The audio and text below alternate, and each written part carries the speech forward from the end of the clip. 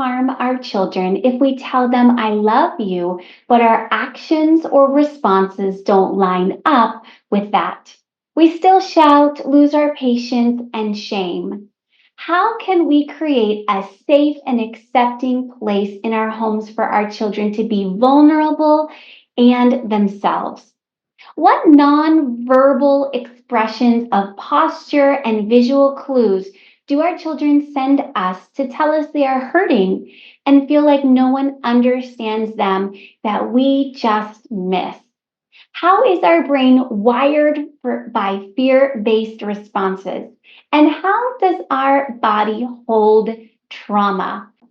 My special guest, Tina J. Smith, author of Renewing Our Minds in Love, Integrating Neuroscience and Scripture for Wholesomeness and Healing, is going to answer all of these questions and more on this episode of the Renewed Mama podcast.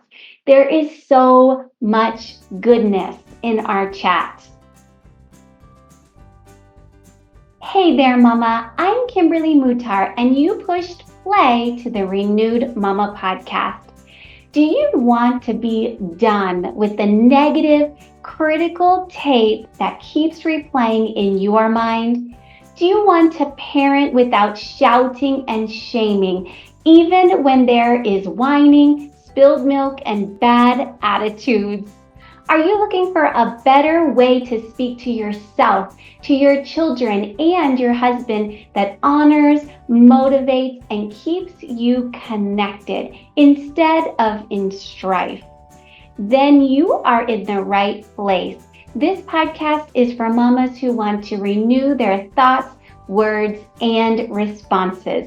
You were made to win in motherhood and to show up as the mama you want to be.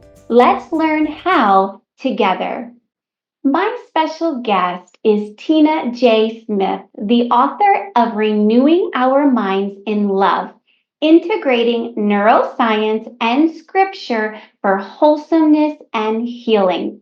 Tina is a registered social worker and specializes in trauma and attachment treatment for children, youth, and adults. She counsels families with teenage struggles, suicidal ideation, attempted suicides, grief from the loss of a child, trauma, concerns about child functioning at home or at school, and communication difficulties within families, blended family concerns, and generational conflicts between families. She provides individual, marriage, and family counseling and helps with relationships with in-laws.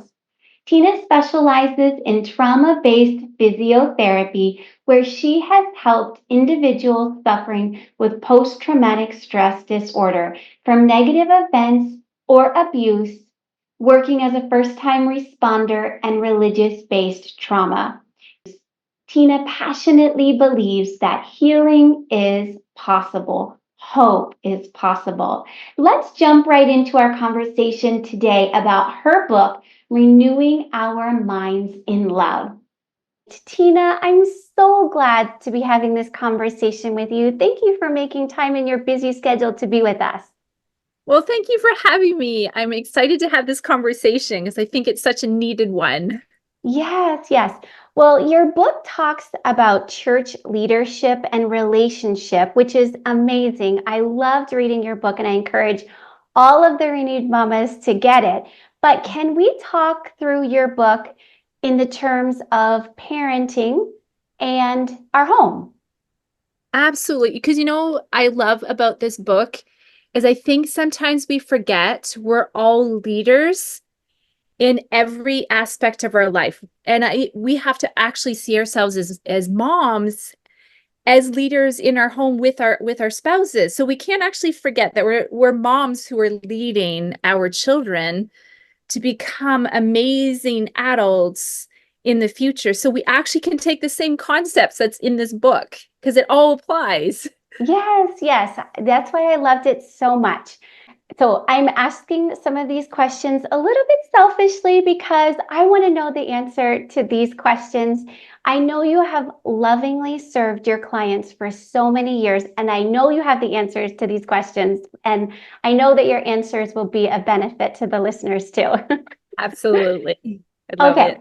yeah, so let's talk about the importance of true health having congruence or harmony between our words and the behavior with an emphasis on love. So let me explain. So our Okay. words and responses with love should be congruent and in harmony.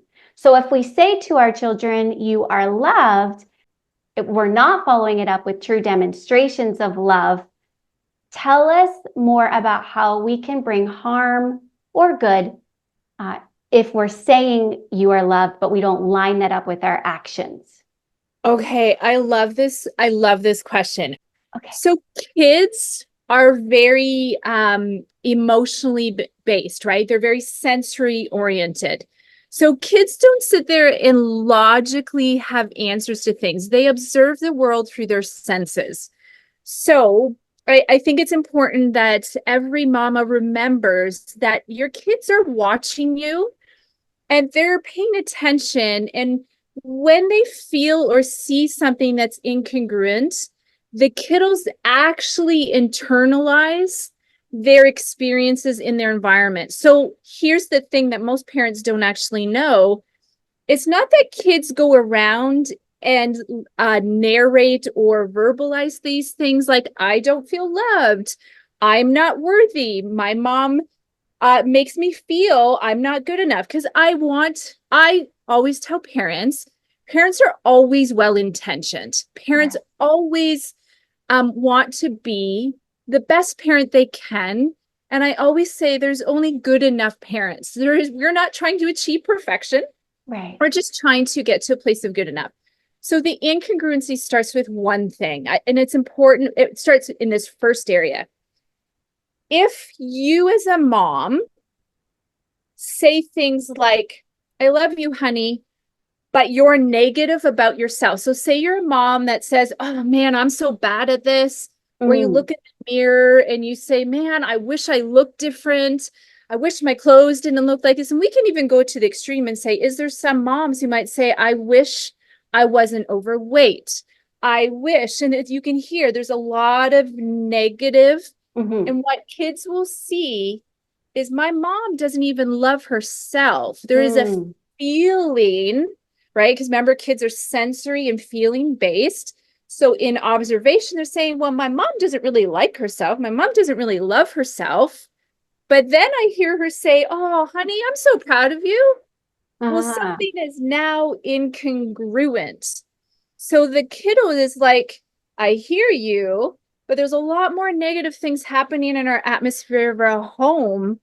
And in that incongruency of those love messages, we can just say love messages can be, I love you. It can be, so I'm so proud of you. But we want to match how we actually treat ourselves openly in front of our children in addition to actually having expressions behaviorally with our kids. So mm, I think the second part to this, because we always have to start with ourselves as moms. The second part to this, if you say, I'm so proud of you, but you always land with but you could do it a little bit different. mm, What all of us, even as adults, I mean, we can all do this in every relationship. What the kiddo will hear is not the I'm a proud of you. It's, oh, you just want me to be different. yeah, So we need to make sure we stop at that I'm proud of you and tell them why you are proud. Tell them why you love them. And we don't want to tell kids we love them for the output, so to speak. We actually want to love the character of our child. yeah, So when we see a kiddo do something that's so profound, like maybe they're sharing their lunch with their sibling, and you're like, wow, honey, that's incredible that you actually thought about your sister or your brother and you are sharing your food. That looks and that must feel so loving for you. Do you feel loved as you give this to your sibling? I want you to notice how loving that action is.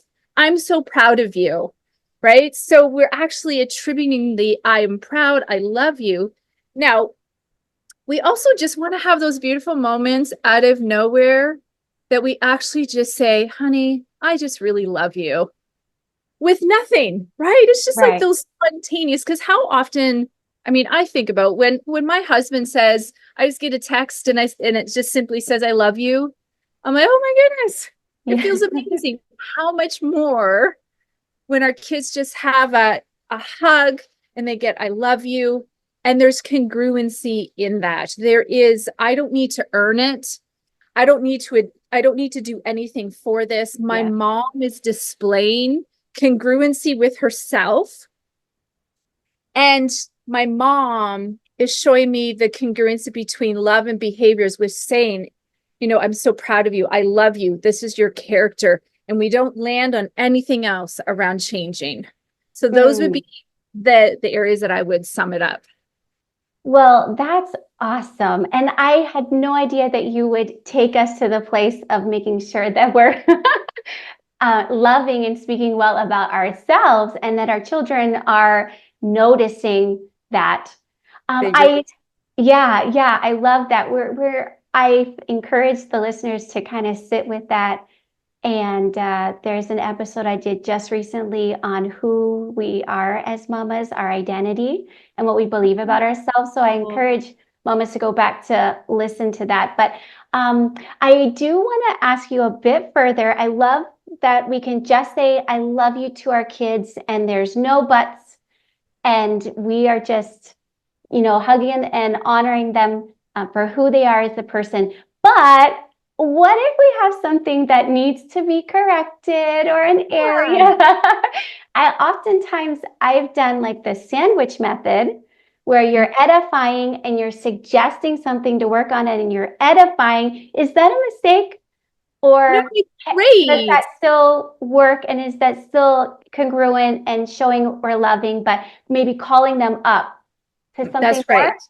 Absolutely. And I always say like the bookends of it, right? You want to have some Okay. bookends. It's positive, the feedback, and then the positive. And I think where we need to go a step ahead Okay. is parents don't always know that maybe the kiddo needs a strategy or practical ways to walk that out. So Okay. maybe there's some moms who are like, oh, I'm so frustrated because I tell, my son to do this. And maybe it's as simple as I need your room cleaned. But maybe their concept of clean is very different than my concept. Because Yeah.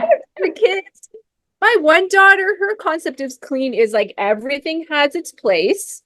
Yeah. My other daughter's concept is it's clean when everything's under the bed. Out of sight, out of mind. Right. I have to go in and like, so I've gone in and said, honey, I asked for it to be clean. And she looks at me like, it is clean, mom. I'm like, oh, right. Okay, so your concept of clean is different than mine. So be like, thank you for trying. I really appreciate you coming into your room and cleaning because you did what you were asked. Can I give you some feedback? Clean looks like this. And then ending with, you could even end it with, I really appreciate your time and commitment. And do you need my help? Is this something we Mhm. can do together? Do you need me to show you and we can just land on that and figure it out? Together is such a key point, right? I think we give a Yeah. lot of instructions and to-dos, but we forget that often kids are a lot more responsive when we say, how can I help you with you? Not just verbalizing it. You're right. And so it is like we can't avoid giving our kids correction. It's a part of our role as a leader, right? As a Uh-huh. leader, we have to correct, we've got to help. And our kids are going to do things, still have to discipline. But how do you do it in a way that's still loving, in a way? And I love what you said was to call them up higher. Is that our goal is to call them up higher. And I always tell parents too that when we parent today, we parent with foresight into the future. We want to parent based on bringing our kiddos up to be healthy, productive, loving, character driven adults so that we can continue that legacy, right? We want Right. caring, kind, loving humans so that they continue to add that to their own children if they have children. So, and we can do that in all spheres. So, and it's important that we parent in that way. Good. Yeah, that's fantastic. I love that. Going back to the bedroom, we used to get the tour of my mom's room so that we Yeah. could make our, and then we had to go back and make our room look like hers. That was the model of clean. Was the motto of clean. And what's the like, and it's funny because I always think, what is the balance? Like maybe they have a unique way. Like I have to have a Yeah. standard that isn't don't do it like mom. And maybe their idea is no, maybe everything is not going to have its place. Maybe it's going to still not be shoved under the bed. Maybe Right. it's middle. Yeah. Yeah. Yeah. Oh, isn't being a mom amazing? Oh my goodness. I learned so much from my kids too. I Yeah. actually feel like my kids teach me to be more patient and more humble. Right. Exactly. Yes. Okay. Let's talk about perceptions and judgments of other people, Okay. thinking that we know who they are based on their behavior. So Uh, you said in your book, I'm just going to read it, yep. perceptions and judgments cause harm when we assume that we know other people based on their behaviors and external attributes, because people rarely show their vulnerabilities in full view. Yes. So it's so easy to say to our kids, like, why can't you do that? Like, what were you thinking? I told you how many times? Like, why won't you Yep. just do what I ask? So, how can we create a safe place that lets our children be vulnerable and Mhm. themselves? Absolutely. I think for us as moms, we have to understand first and foremost that our kids' behavior, so if we see behaviors and we're like, oh, goodness me, that behavior is not okay, we have to remember that children's behavior, even teenagers' behavior, gives us a window into what's unseen. Mm, Our kiddos' behavior is the way they communicate what's happening on the inside. So first we have to hold that information. So if we see our kiddos, like if I'm at a stage in my kids are all teenagers. So I'm in teenage full land of, and it's been interesting. And I get the rolling of the eyes and I get the the 16-year-old who snaps at me and I'm like, okay, if I take that personally, then I'm going to respond very different. But I need to step back first to remember that her response means that something is going on inside because I, in that mm, moment, may have just walked in the room and I ask a simple question. And immediately, if I get that response, I have to remember and pause that I need to first reflect what is happening in my child's life today. Was there a conversation? Was there something at school? Was there, did a friend, like I have to be able to step outside myself. And if I can't do that, we actually remove an environment of vulnerability. So mm, that's the first. The second piece I would add is, and this is, I say this with, I want all the moms to be not judgmental of themselves. mm, We truly have to be compassionate to our stories. We had to be compassionate how we were raised by our own moms, our own dads. We have to reflect that we've got hard, some of us have really hard stories, and maybe we haven't worked on them, or maybe oftentimes it's this, we don't actually know that we should work on them. We've just kind mm. of said it's in the past. It's in the past. That's where it's going to stay. We're going to move forward. There's a term in the clinical world. It's not really, it's from the attachment based research. And they coined this term as a simple way for parents to understand is we all have shark music. And so everybody's like, shark music. So, as a kid, I think the Jaws movies Yeah. were 80, Dun, dun. that Yeah. Dana, that yes. And so here's the thing. This is where just to be able to bring this back around to how do we create vulnerable spaces is that when our kiddos respond in a way that triggers us, we're like, it's almost like we feel like we got kicked. It's like, oh my Mm, words. If we can't step out of ourselves to first land on what's going on and we feel so triggered, there's almost like a bubbling up, and all of a sudden you snap and you're like, you instantly know, oh man, I shouldn't, that was just too big. That did not match that. And even if it did, I still have to be the parent that has self-control. And that's why I want parents to know, have some compassion for yourself. What we call that is if there's a trigger within yourself, it is what your shark music is. And I'll give you an example, just so parents can kind of understand, moms Yeah. can understand. Say as a little girl, you had a parent, could be mom or dad, who invalidated your story and your experiences. And they were a little bit more harsh or more critical, and you didn't have the validation of your emotional experience. It doesn't mean that what you were experiencing was accurate. It's just there has to be a level of validation and acceptance for a kiddo's emotion. Mm-hmm. Well, what that kiddo grows up to learn, it's not safe to have emotions. So I got to do something with these emotions. I got to push them down. I've got to suppress them, or I'm going to be aggressive. I'm just getting it bigger and mightier. I'm going to make sure my parents hear, but then you get punishment. So this cycle continues. So now you have a parent that believes subconsciously, often, it's not something they're articulating, Right. that it's not safe or it's okay, and it's not okay to feel my emotions. What happens is we can perpetuate that in our home environments and we don't even know it. So safety and vulnerability comes in our environment when we first accept that it's okay to have a story, that Mm-hmm. we've got hard places. Some of our stories are really sad. Some of these stories aren't worked on. And when I get triggered, I got to name that trigger for myself first. Because if I don't do that for myself first, how do I show up for my kiddo if I can't even show up for myself in that Mm-hmm. story? And then you can hear how the goal of sitting with your kiddo who's having these big emotions, these big stories, and it just looks like behavior, it's easier to sit, right? So if I have a kiddo, so again, if my teenager is rolling her eyes, at first I'm like, okay, I'm going disrespect, disrespect. I'm like, no, I need to find my ability to have self-control and patience. I'm going to go up to her room. I'm going to knock on her door and I'm going to say, honey, can I just come in? She might snap at me and say, no, I don't want to talk to Benny. I might say, okay, I'm going to come back again. I'm just going to leave. I'm going to respect her space. Mm-hmm. I'm going to come back. I'm going to come up and see you when you're ready. Or how about this? When you're ready, I want you to come and see me because I really want to know what's happening for you. So what happens is I try not to always give the lesson or the teaching. It's hard. Please trust me. I am not Yeah. doing this perfectly.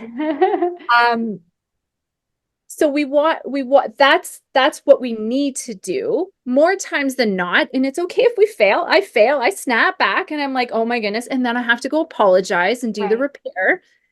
But safety does come in giving space, especially with a teenager. It's different when it's a younger child. A younger child often needs mom to sit with. So if we have a kiddo who's really young and they're screaming and crying, we're not going to leave them by themselves. Right. Safety and vulnerability only occurs in a home when a parent continues to maintain physical proximity. Mm. So we don't shove our kiddos in their bedroom and say, until you stop it and come out of your room, then I don't want to see you. That's Right. actually not going to create safety or vulnerability. It is, I'm going to sit here with you. And you're not going to do the blame game in that point, right? Safety and vulnerability comes with, I'm going to sit here. You don't have to like what's going on. This isn't about not getting to a place of discipline. This is it's almost like you got to let the tide go. The waves come in Right. and eventually the tide goes out. And then when the tide goes out, that's when and the behavior subsided. Then you have a conversation. And if discipline is needed, then that happens at that point.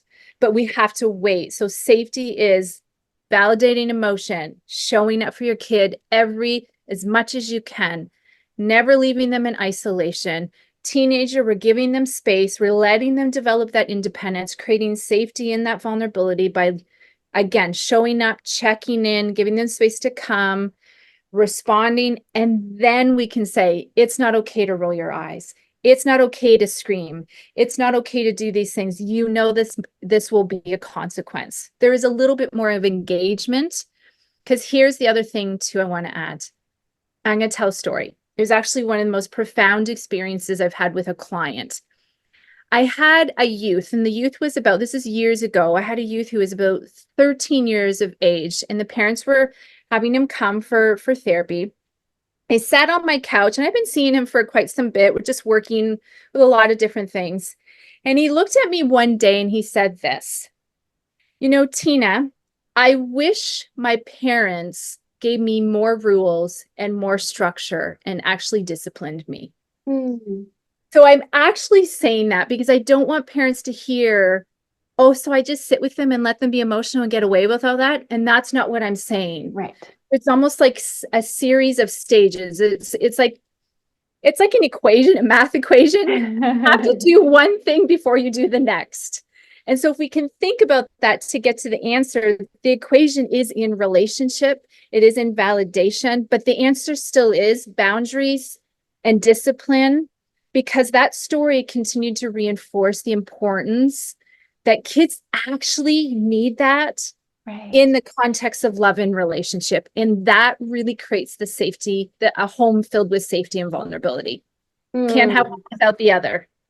Yes. Oh, so good. I remember with all my children, but especially one just in that when they were really young, in that outburst, I just held them close. I just hugged them, and then I would whisper peace in their ear until you could physically feel them just kind of melt. I And know. then it's this, they feel safe to say, okay, this is Yeah, how we can't behave.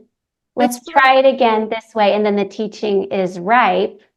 Their heart Yeah, is ripe to receive your instruction, that's right? right. Yeah. I think the other part, what is important for parents to recognize is that all of us, adults and kids and teenagers, our brain functions in the exact same way.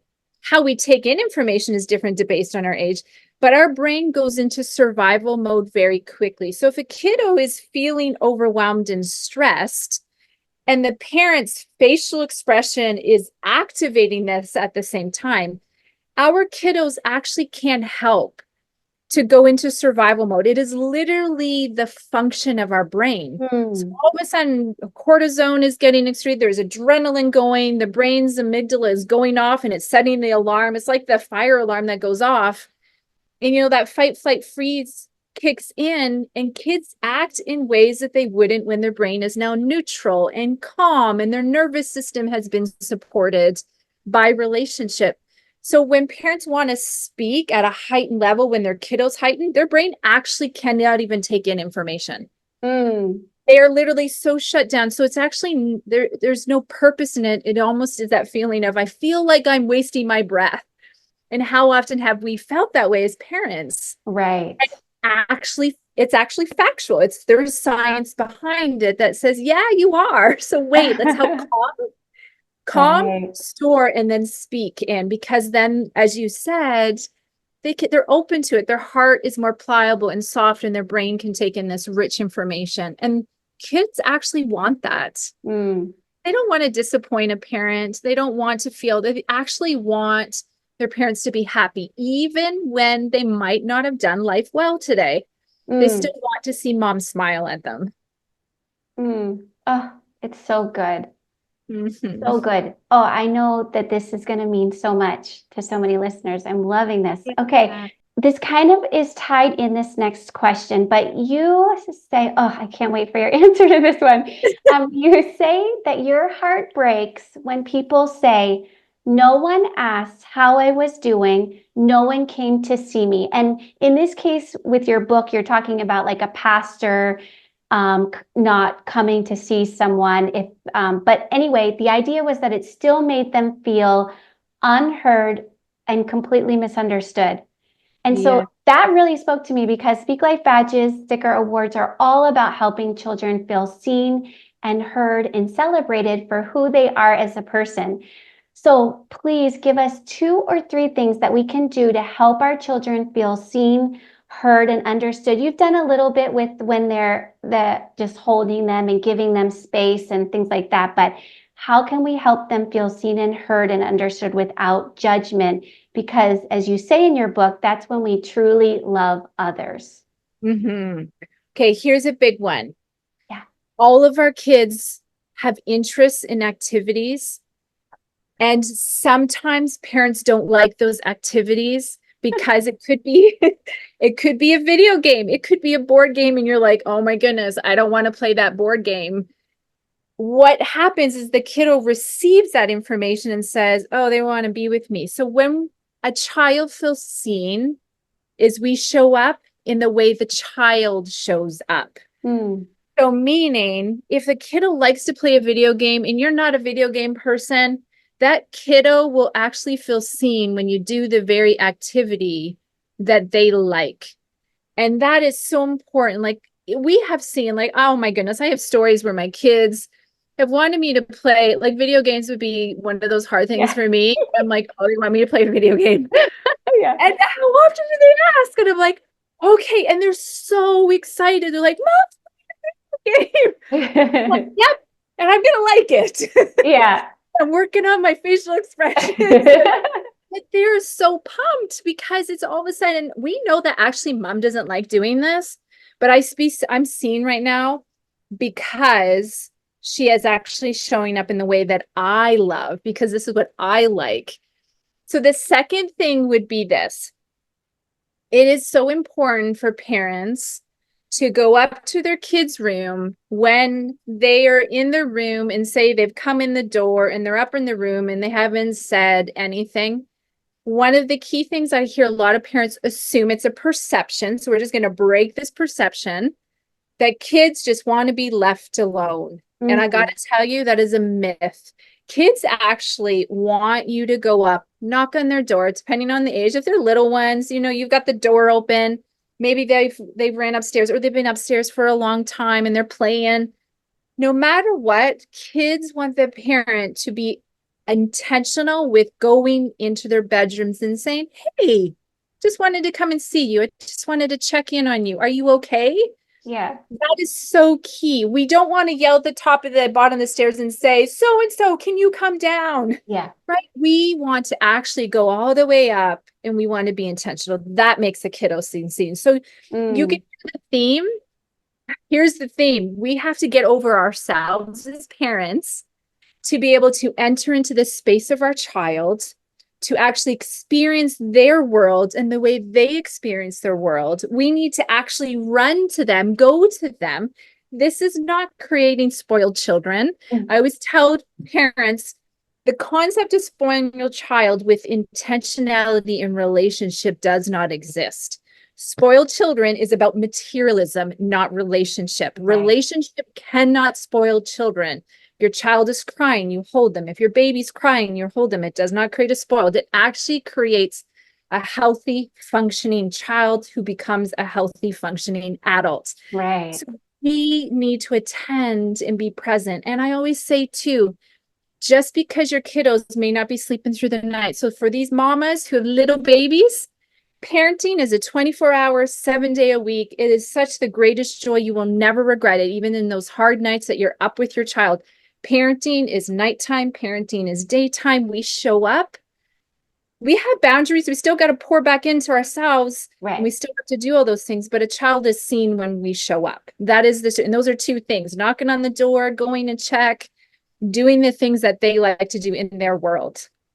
Yes. Yes. Amazing. Amazing. I remember a mom a while ago told me how her boys are teenagers now, but how she used to have like little mom times, and she would, you know, like lounge on their bed or, you know, in their bedroom, and they'd have little like chat. And she'd be like, so how's your life? You know, how's it going? And stuff like that. And that they still do that even though they're teenage boys. So I was like, I'm going to do that idea. So the same thing, we would do like mom night up after, like, while everybody else was asleep. They'd stay up like 15 minutes later and we would color in my bed or whatever. And it would always be like, so how's your life? How's it going? You know, what do you like about your life? I know. Any area you need my help or anything like that. And yeah, those like, and not to take for granted those little like conversational times, like even if it's like 5 minutes and your kiddo is asking, like my 16-year-old will be driving in the car now. Yeah, exactly. And how was your day? And she's like, she's telling me a little bit, and then she'll look over me and say, how was your day? Yeah. know, right? It's like, yeah, I Yeah. can tell her at this age some of the things that are appropriate around, because I don't want it just to be, because it's the engagement process. When your kiddos Yeah. are little, they're not going to necessarily ask about you as a mom. But when you create the atmosphere where you're asking, you're intentional, and with you, all of a sudden you have teenagers who, like my son turns 19 this weekend. Mm. I'm a little bit in this place. How did that happen? But my son, he still comes and cuddles. He still comes Yeah. Yay. on the couch. I know. And I'm a hugger. Like my Yeah. kids know that I will just scoop them up. My son, depending on where he's at, he's like, no, we're not doing this now. But he will still sit with me on the couch. He will still snuggle.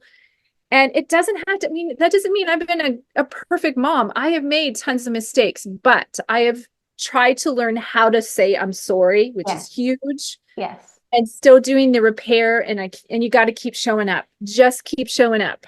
Right, right. And you can do that on the way to the hockey arena.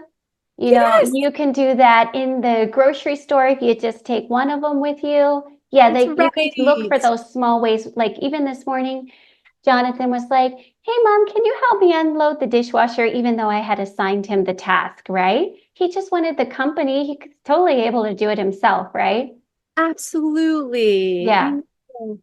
Yeah, it is interesting. Sometimes those menial tasks, like how can we create it as an opportunity of connection?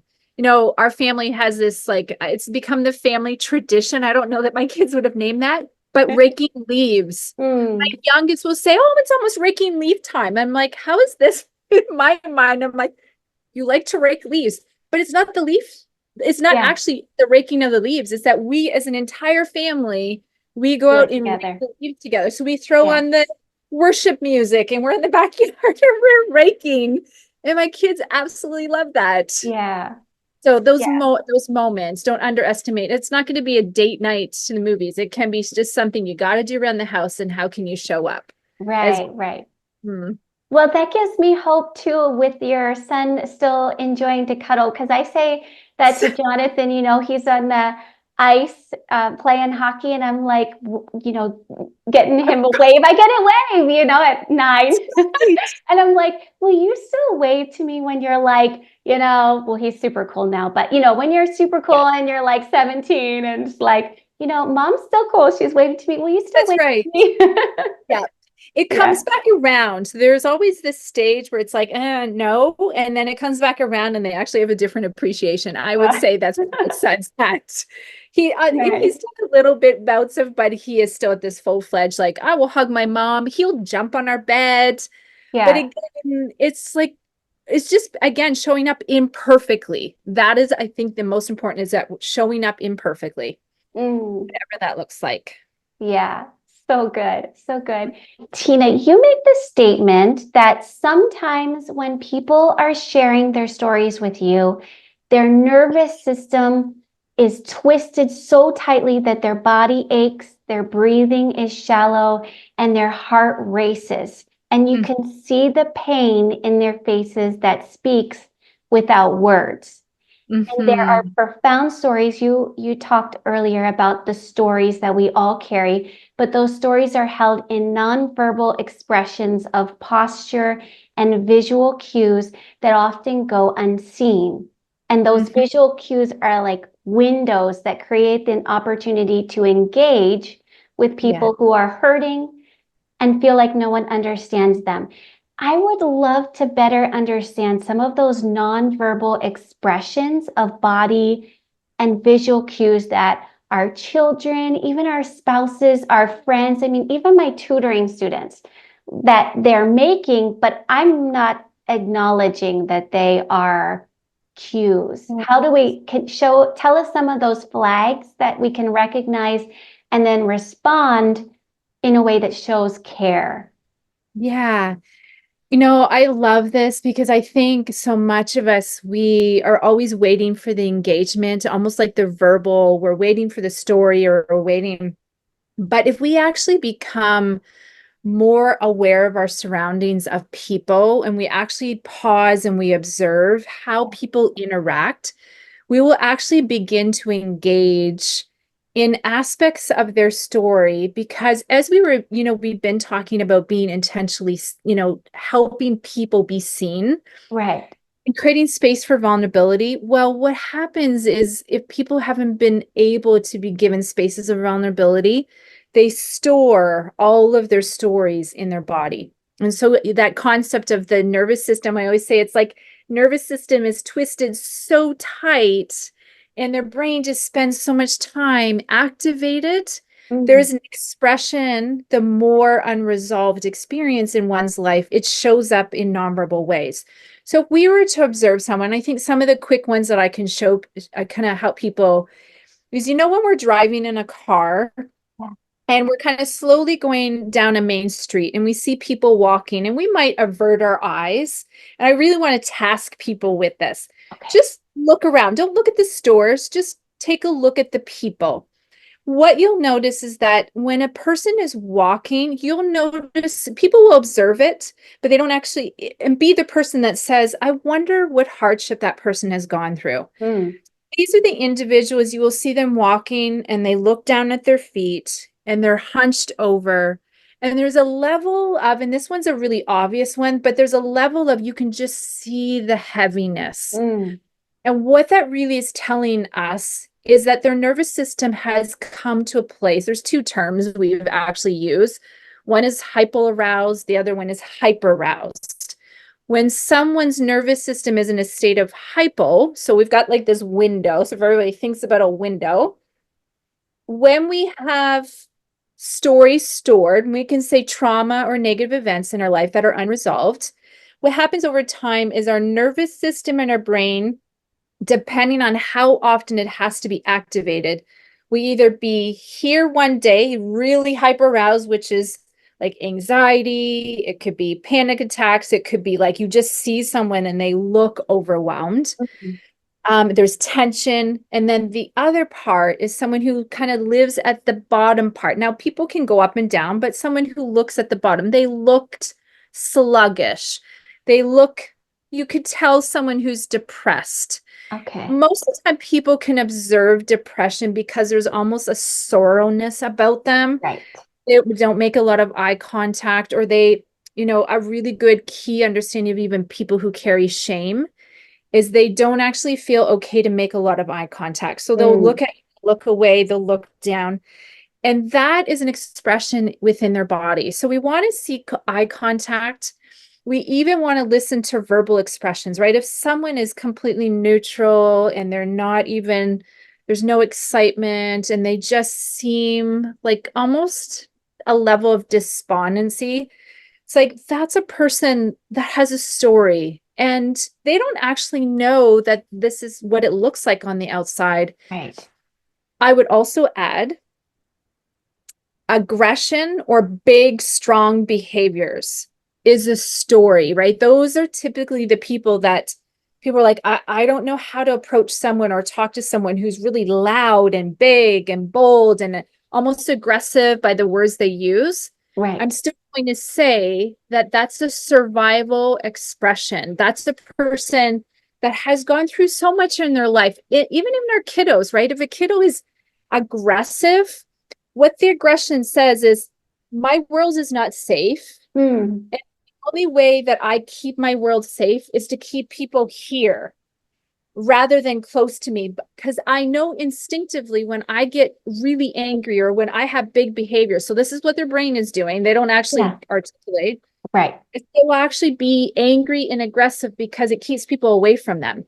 Ah. We can name all of these behaviors around people's internal stories. And here's the biggest thing is everything we see with our eyes and hear with our ears are the brain's strategy to keep us safe, even down to little kids.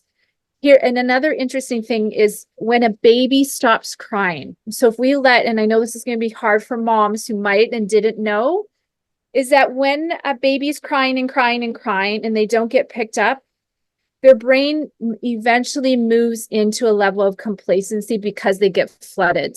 And so they'll stop crying because they don't have their safe, secure parent to hold them to create safety. And what happens is their brain will find another level of safety and Mm. will stop crying, and baby will become numb. Now, is that a one-time thing? It could happen. We've had experiences that, but what we're looking at is if the reoccurring experience Right. is not observing and being present. So it can look like a lot of things. Eye contact. I'll sum it up. It could be eye contact. We're looking for how someone's body is positioned, their head down, their back is curved. This applies to kids too. We can all see kids who walk down and they just are hunched Right. over. They might kind of feel enclosed to themselves. They might be on the chair enclosed. There's a lot of expressions of stories, and sometimes a simple thing of just engaging in the way that they can engage. We don't want to push because that actually can heighten. We want to actually see what is baby steps towards creating safety. So we're not going in fast, and we slightly engage until the kiddo begins to open up and expresses. And you'll see things like the eyes get averted. They might actually start answering a question. They might give one word answers, which means don't go too fast for me. This is too scary. But all of a sudden they start to give more words, and there's a relaxed experience happening.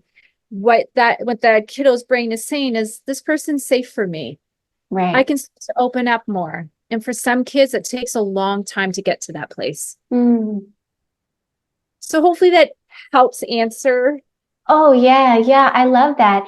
Are there times when we should, and not necessarily the big outburst things, we need to, in a sense, do the opposite then? That's But right. sometimes they say, like, to mirror the child, like, say, for Yes. instance, like I'm not a person who is really like outgoing and wild, and I'm pretty reserved Yes. and like this, but Yeah. if I have a tutoring student who's like like this and Yeah. bouncy and stuff, it would shut them down if I'm just like That's right. Yes. right, stone Yes. face and not so I try to, like, in a tutoring session, I try to mirror some of that It's body language, so right? good.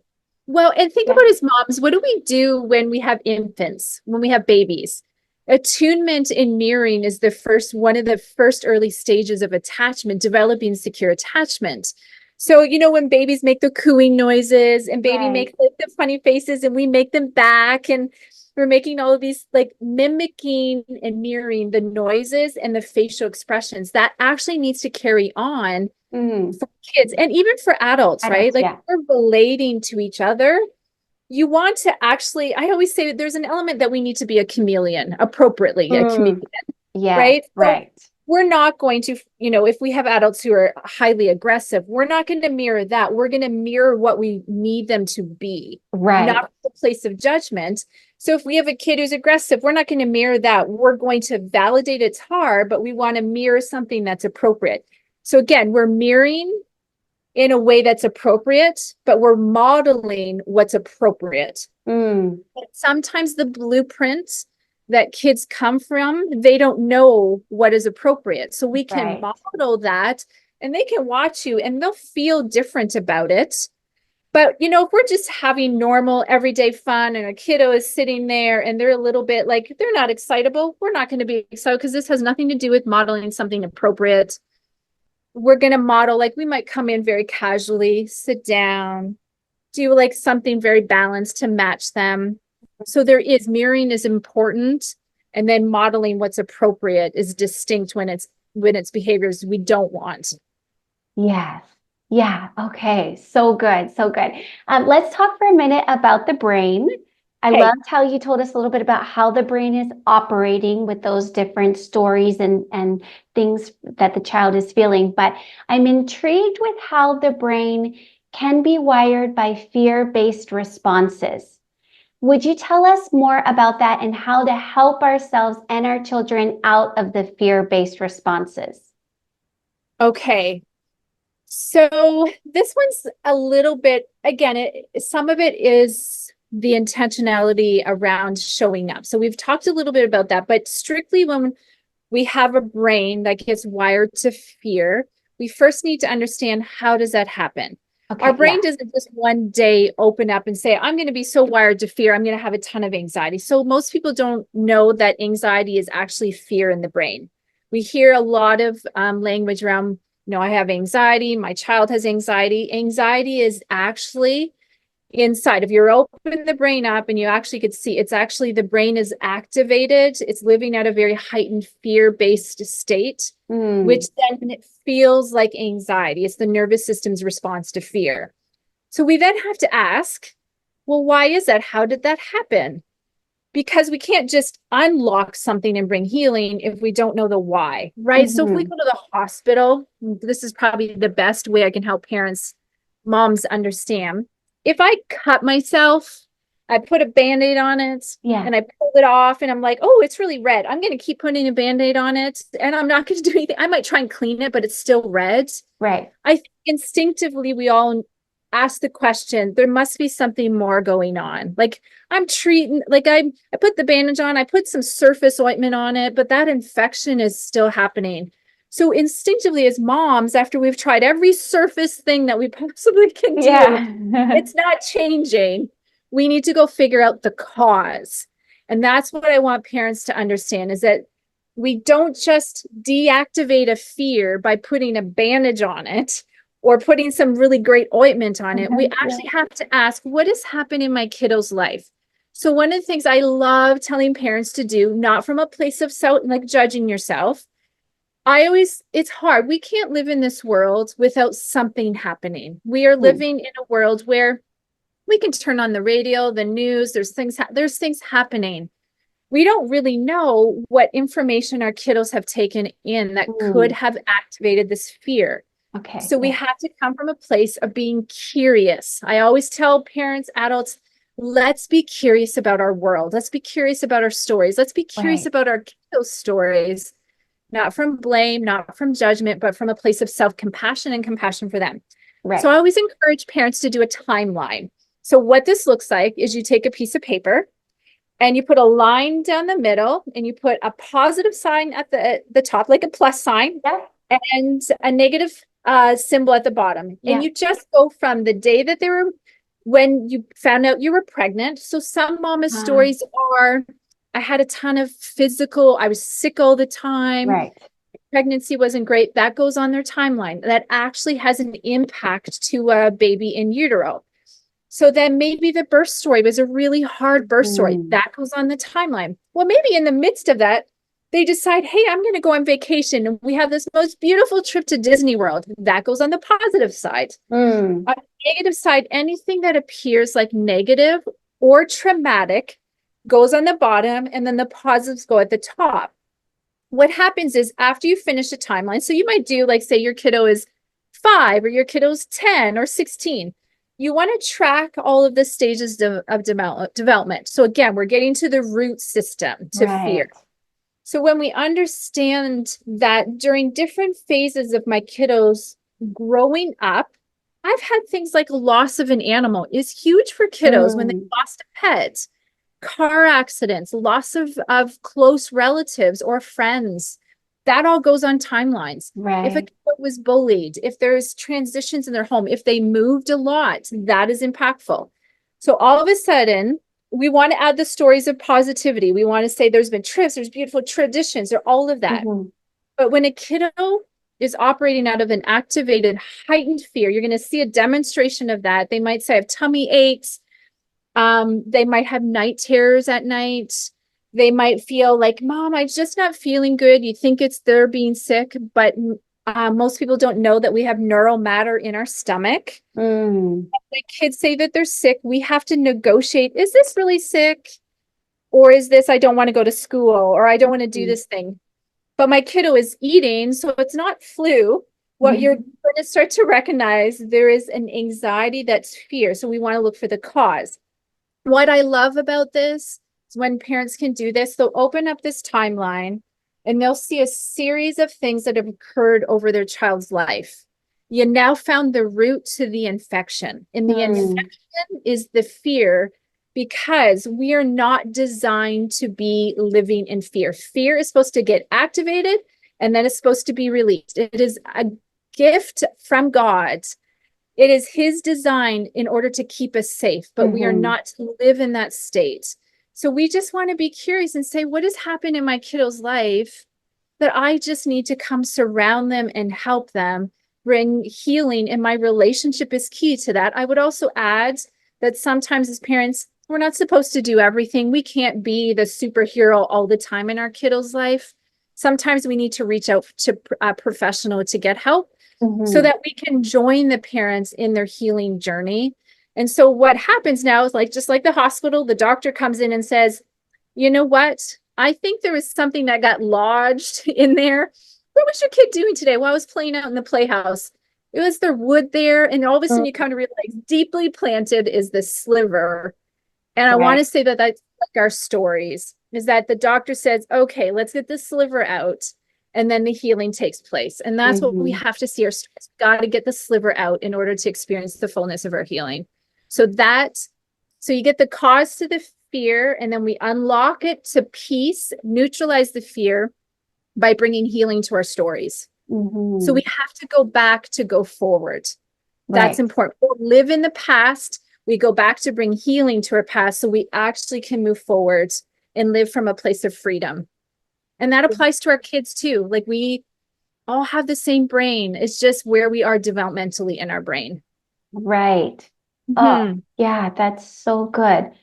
You have already talked with us, Tina, about not in judgment, but just looking at ourselves as moms, and our identity, how we feel about ourselves. And you say in your book that you challenge us to start with ourselves and extend love as we begin our own healing journey. And you tell us to look in the mirror to determine the messages that we perceive, we believe, and speak over ourselves. On the Renewed Mama podcast, we're always talking, paying attention to what we're thinking and saying and how we're responding, what we're believing. But Mhm. you and I both know that we get a lot further in that healing and understanding our stories faster when we get help rather than trying to do it all on our own. And so tell us what we can do on our own, and then tell us what are the signs where we need to step out and ask for help. Hey, I love that. I am such a big believer in journaling. Mm, And I think for us as moms, we always have so much going on, right? We're often I would say we're the calendar holder, right? mm, We're managing our kids' schedules, we're managing, make sure they're doing well, meals planned, grocery shopping. And if you have a spouse that you're trying to, divvy up those activities, it's beautiful, but sometimes that's not always the case. And so we have all of this stuff going on, which we don't know what the internal messages are, right? We're just going from one thing to the next. And all of a sudden, we go to sit down at the end of the day and we have this heaviness. And we're like, why do I have this heaviness? Like, and then you go and you replay your day. It's like, I went here, I mm, went here. I felt like that was functional. I got my to do list. Maybe I've got two things I didn't get checked off, or maybe it's a little bit more. And what you're doing is you're reflecting about your achievements, and you don't realize that what you've done is you've created your identity in your checklist. mm, So all of a sudden, we're sitting there, and we just sit with it. We go to sleep. We do the replay, and I always think I'm going to age myself. The broken records, like when I was a kid, and the record that the arm came off, right, right, right. and you hear it over and over and over. That's what it feels like for moms, is that they wake up the next day with the same task list, the same calendar of events. And again, the heaviness sits in, and you're like, what is going on? Like, I feel like I'm functioning. I feel like I'm doing everything. Yeah, I didn't get these two things done. But that internal messaging system keeps replaying it, and we're not catching it. Mm, And so the biggest thing that we have to do is we got to slow down, and maybe at the end of the day, and we got to begin to write, what is the feeling I'm having? And I always say, if we could let our body speak for us, what would our mm, body tell us? So if my heart could speak right now, I'm sitting here in my chair, my kids are in bed, and I'm just feeling this heaviness. I feel emotion, and I just don't know why. I would say, let your heart speak for you. If my heart could put some words on the paper, what would my heart say? My heart might say, I feel like I failed today. I feel Mm. like I didn't get everything I was supposed to get done. And I feel like I failed. So do I feel like I failed my kids? I failed my kids because I didn't show up here. So we can't change something until we acknowledge what it is we're telling ourselves. And journaling is one of the most powerful ways to get it out and Mm. to begin to explore and let those parts of us sometimes, as our heart begins to put things down on the paper, the next question in our journaling time is, have I felt this feeling for a long time? Have I Mm. always felt like I have failed? Or does it feel like more of a recent thing? And oftentimes what moms say is, oh my goodness, this feeling I remember since I was a kid. And Ah. all of a sudden, all as you're journaling, you're starting to realize this experience of feeling what I'm feeling, the same feeling in my body, the same feeling in my heart. Why is this so familiar? It's become so much a part of my existence that all of a sudden you start getting flashes of memories as a child sitting in your bed. Maybe you're holding your favorite stuffy, the blanket is over your head, and this flash of memory comes. It's like, oh my goodness, I can remember when I was 5 years of age and I felt like I failed then, and that same feeling is here. And you've been trying to compensate by having this to-do list. Your identity is now on your to-do list because that little girl once upon a time ago said, I will never have that feeling again. So the Mm. more I try to achieve, the more I try to do, it's going to fix that feeling, and it hasn't fixed it. So we first have to be able to do that. But what the beautiful thing is that when we try to get ourselves unstuck, it's really hard to do that, because the biggest thing that I want everybody to hear is that we become hurt because someone has hurt us. We don't ever live in a place of hurt or brokenness because outside of human relationships. If we've experienced something like a house fire or a tornado, oftentimes those experiences are an event and people don't actually hold them. It might be traumatic. You can work through it just like that. But the things that people really get stuck on is when another human hurts them, even if Mm. it's unintentional. So what I say is, if you're a mom who's been journaling, you've been doing your stuff, maybe you've even done a timeline because you're like, I'm going to do a timeline for my life. Mm-hmm. Have to recognize, man, I've been trying to work through this on my own and I'm really stuck. That is the time you need to reach out and get help. Because just like I was saying, if we get broken in relationship, we only can heal in relationship. We Mm. actually need another human in relationship who values us, who has expressions of love, and even a professional can give you the experience of being able to say, you're seen and you're heard, and I'm here to heal your story. And Mm. again, we're not meant to walk our stories out by ourselves. That's not how we're designed. That's not how God designed us. We're to be in relationship with people. Mm. Oh, yeah, that's so good. Yeah. Yeah, thanks for sharing that. Tell us what services you offer through TJS counseling. Tell us how you help others heal their Okay. stories. So this has always been, I've been in the field for such a long time. So my greatest joy is to see people set free. And Mm. so so at Tina J. Smith and Associates, so we do counseling, psychotherapy. It's one and the same. One goes, deeper. Some people just need solutions around, but my heart and how my mission is to get to the root system, because I know that people can be free. So I always say we make people do really hard work. You're showing up, you're doing hard work. But when you're free, there's such a great feeling. So we Mhm. work with children, we work with teens, we work with families, we work with marriages, because we believe in the whole package of families, children, teens.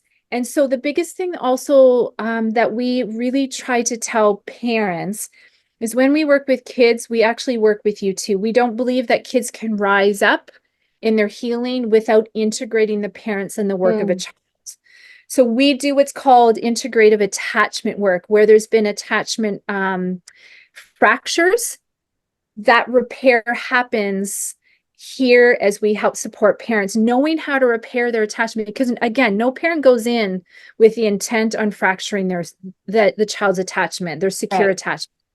They go in and they don't even realize it. So we bring education. We want to repair that, because we know that a thriving child is a child who is seen and a parent is walking alongside them. So it is so important. It's foundational to our existence that caregivers are showing up for their kiddos. So we work with the parents With teenagers, it's always a little bit different because we want to create safety for the teens. We really want the parents to be involved, but teens might not approve that. So we try to Mm. work with the stage of the teen, integrating the parents where we can because it's still important.